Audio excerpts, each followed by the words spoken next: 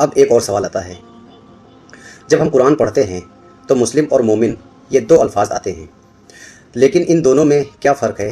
اسے بہت کم لوگ صحیح طور پر سمجھ پاتے ہیں۔ تو آئیے اب ہم قرآن اور صحیح سنت کی روشنی میں سمجھتے ہیں کہ مسلمان اور مومن میں کیا فرق ہے۔ اس سوال کا سب سے صاف جواب ہمیں قرآن سے ملتا ہے۔ اللہ تعالیٰ فرماتا ہے، بدوی لوگ کہتے ہیں ہم ایمان لے آئے۔ اے نبی آپ کہہ دیجئے تم ایمان نہیں لائے، بلکہ یوں کہو کہ ہم اسلام لے آئے ہیں، کیونکہ ابھی ایمان تمہارے دلوں میں داخل نہیں ہوا ہے۔ سورہ الحجرات آیت نمبر 14۔ یہ آیت ہمیں ایک بہت اہم بات سکھاتی ہے۔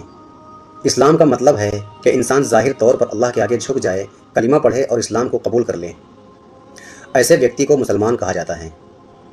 لیکن مومن وہ ہے جس کے دل میں ایمان مضبوطی سے بیٹھ چکا ہو، جو صرف ظاہر میں نہیں بلکہ دل سے بھی اللہ اور اس کے رسول صلی اللہ علیہ وآلہ وسلم پر سچا یقین رکھتا ہو، اور اس یقین کا اثر اس کے کردار اور عمل میں بھی دکھائی دیتا ہو۔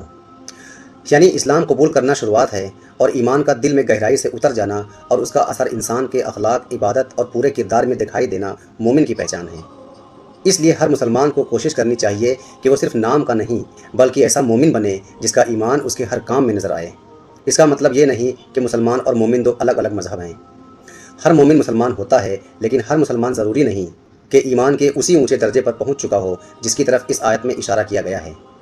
رسول اللہ صلی اللہ تعالیٰ علیہ وآلہ وسلم نے بھی دین کے 3 درجے بتائے ہیں: اسلام، ایمان اور احسان۔ جب جبریل علیہ السلام نے سوال کیا تو آپ نے پہلے اسلام بتایا، پھر اس کے بعد ایمان اور اس کے بعد احسان۔ اس سے معلوم ہوتا ہے کہ مسلمان کا سفر صرف اسلام قبول کرنے تک نہیں رکتا، بلکہ اسے اپنے ایمان کو مضبوط کرنا اور پھر احسان کے درجے تک پہنچنے کی کوشش کرنی چاہیے۔